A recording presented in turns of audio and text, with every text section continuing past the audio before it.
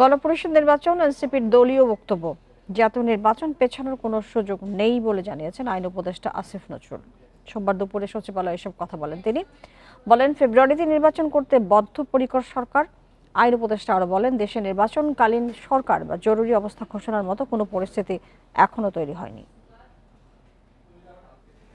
রাষ্ট্রপতি, প্রধান উপদেষ্টা ও প্রধান বিচারপতির সঙ্গে সেনাবাহিনী প্রধানের সাক্ষাৎ নিয়ে কিছু গণমাধ্যমের সংবাদে রাজনৈতিক অঙ্গনে চলছে নানা গুঞ্জন।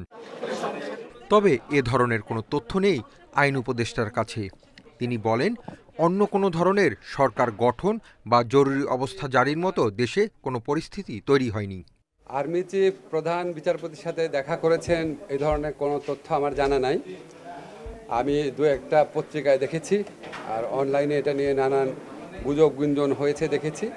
এসব গুজব গুঞ্জন নিয়ে বিচলিত হওয়ার মতো কিছু নাই। জাতীয় নির্বাচনের আগে গণপরিষদ নির্বাচন, সংস্কার, বিচার নিয়ে এনসিপি সহ কয়েকটি দলের অবস্থান ভিন্ন হলেও তা দূর হয়ে যাবে বলে মনে করেন আইন উপদেষ্টা। ফেব্রুয়ারিতে জাতীয় নির্বাচনের কাজ চলছে বলেও জানান তিনি। আমরা সরকারের পক্ষ থেকে ফেব্রুয়ারিতে নির্বাচন করার ব্যাপারে দৃঢ় প্রতিজ্ঞ। এটা আমাদের প্রধান উপদেষ্টা বারবার বলেছেন। নির্বাচন কমিশনকেও সেরকম ইনস্ট্রাকশন দেওয়া হয়েছে, ওনারা সকল পদক্ষেপ গ্রহণ করছেন। তার আগে কিছু বিষয়ে যে মতভিন্নতা রয়েছে বা মতভেদ রয়েছে, সেটা আমরা আশা করি সেটা দূর হয়ে যাবে।